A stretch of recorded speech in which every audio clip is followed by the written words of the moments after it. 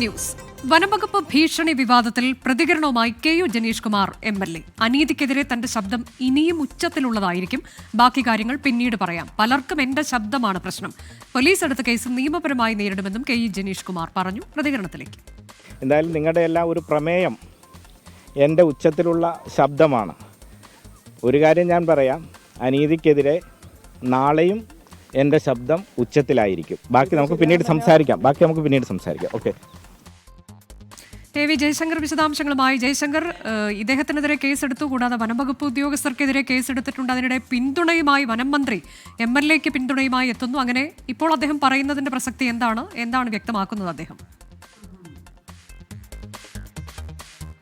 അതായത് പാടം ഫോറസ്റ്റ് സ്റ്റേഷനിലെ സംഭവവികാസങ്ങളിൽ ഒടുവിൽ കെ.യു. ജനീഷ് കുമാർ എം.എൽ.എ. പ്രതികരിച്ചിരിക്കുന്നു.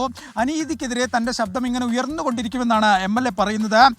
ഒപ്പം തന്നെ പലർക്കും തൻ്റെ ശബ്ദം ഒരു പ്രശ്നമാണെന്നും എം.എൽ.എ. പറയുന്നു. ഒപ്പം തന്നെ ഈ കേസുമായി ബന്ധപ്പെട്ട് പോലീസ് എടുത്തിരിക്കുന്ന കേസുകളെ അത് നിയമപരമായി നേരിടും. നിയമത്തിൽ തന്നെ കാര്യങ്ങൾ മുമ്പോട്ട് പോകും. തനിക്ക് പറയാനുള്ളതെല്ലാം തന്നെ വിശദമായി സമൂഹമാധ്യമങ്ങളിൽ പറഞ്ഞിട്ടുണ്ട്. പിന്നീട് അവസരങ്ങളിൽ കൂടുതൽ പ്രതികരണങ്ങൾ നടത്താമെന്നും കെ.യു. ജനീഷ് കുമാർ എം.എൽ.എ. പറയുന്നു.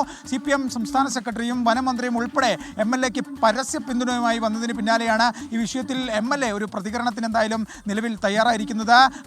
അനീതിക്കെതിരെ ശബ്ദം ഉയർത്തുക തന്നെ ചെയ്യും. ആ ഫോറസ്റ്റ് സ്റ്റേഷനിൽ എടുത്ത നിലപാടുകൾ അത് അങ്ങനെ തന്നെ തുടരുന്നു. ആ നിലപാടുകൾ ഉറച്ചു നിൽക്കുന്നു എന്നാണ് കെ.യു. ജനീഷ് കുമാർ എം.എൽ.എ.